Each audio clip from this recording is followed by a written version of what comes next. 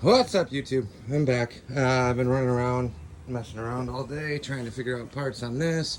So I got this block blasted apart, and she was not nearly as healthy as it should have been.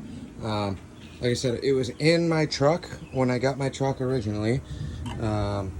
Then we grenaded the motor in the van that I just did the motor swap on.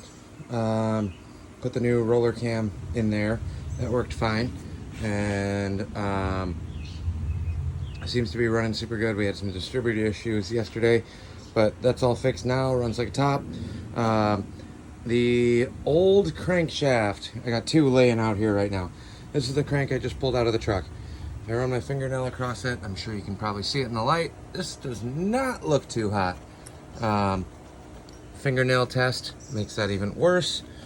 Especially on the rod bearings. The mains are actually in okay shape, like there's a little bit of scoring, or it looks worse on the camera than it actually is, but there's definitely some grooves in here.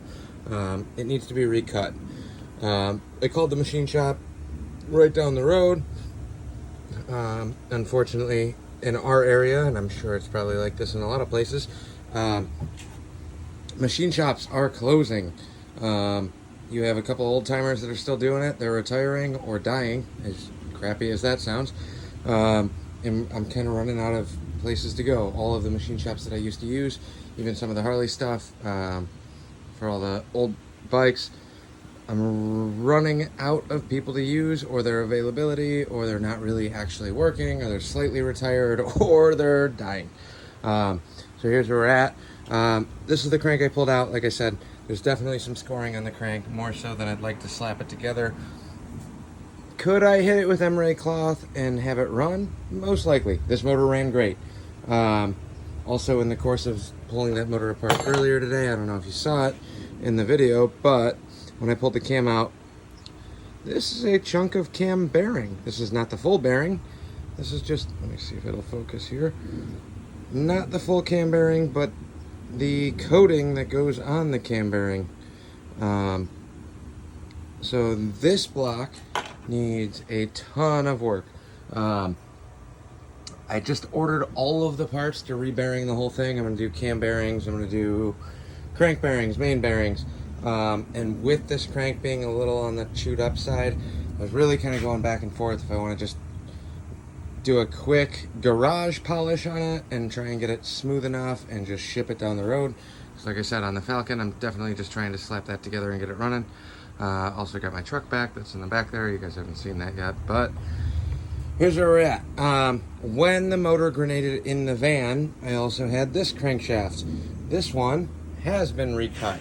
There are no grooves in this. There's a little bit of surface wear or aesthetic, like if you look at it on the visual, there's a little bit of wear on this crankshaft. This one that I just pulled out apart today, this block is a 71 based on the stamp code.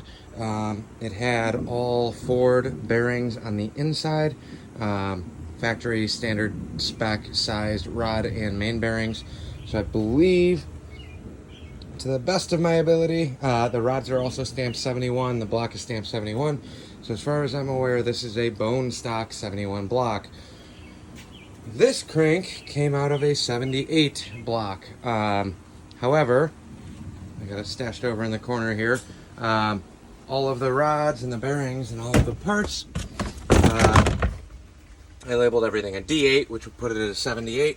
It was 10 under on the crank, 10 under on the mains, and 30 over. I got a couple camshafts in here that I probably could have run, but it's going in the Falcon, which I want to set up to be a little bit more fun around town and just kind of a light car. So, old crank, new crank. Don't know if it's going to work. I don't know what's going to happen, but I'm definitely doing a budget, non-fully machining, non-balancing. I'm taking old crank from the 78 van, which also was running and driving. This one left us stranded on the side of the road in Minnesota. Well, we made it back to Whitewater, Wisconsin. But we were in Wisconsin, and the thing grenaded, lost all compression. I was fighting it the whole way back from Minnesota.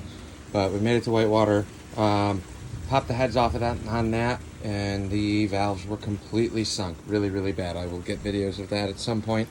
but the valve sunk completely, lost compression. I poured some gas or oil in the cylinder and it just leaked like a sieve out of that old motor.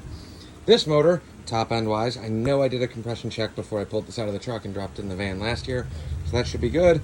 I'm going to attempt to take this ground 10 under crank, which is in very good shape, just needs a quick little cleaning. There's no ridges anywhere on the journals.